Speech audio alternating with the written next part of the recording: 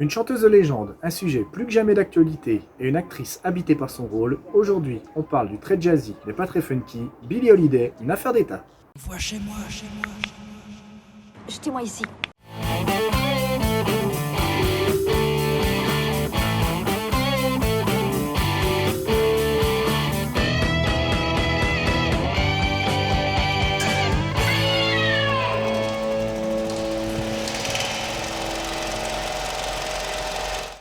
Bonjour. En 1937, le Sénat américain rejetait une loi interdisant le lynchage. En 2021, cette loi n'est toujours pas adoptée. Le film de Lee Daniels, à qui l'on doit déjà un biopic multi-oscarisé, Le Majordome en 2013, commence et termine par cette information. Et c'est là toute l'originalité de ce biopic. Ici, il n'est pas uniquement question de raconter la gloire et la chute d'une des plus grandes chanteuses de jazz du XXe siècle, l'égale d'une Ella Fitzgerald ou d'un Louis Armstrong, que l'on voit d'ailleurs dans une scène. Non, le vrai sujet du film, pour moi en tout cas, c'est la condition des Noirs dans l'Amérique de J. Edgar Hoover, patron du FBI.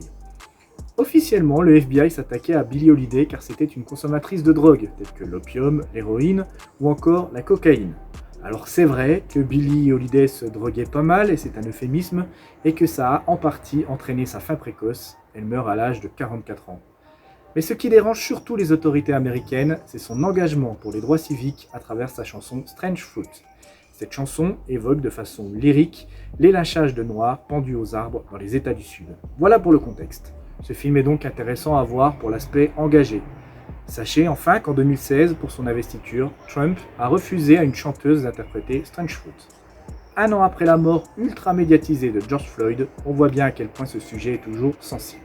Ce biopic a les caractéristiques de beaucoup d'autres. Des flashbacks, des allers-retours incessants entre plusieurs périodes, notamment l'enfance, l'emploi de couleurs sépia et beaucoup de scènes chantées. Sur bien des points, il pourra vous faire penser à La Môme, le film sur la vie d'Édith Piaf d'Olivier Dahan, ou encore Ray sur une autre légende du jazz, Ray Charles. Avant de passer au point négatif, je voudrais saluer la performance de l'actrice qui incarne Billie, Andra Day, que je ne connaissais pas.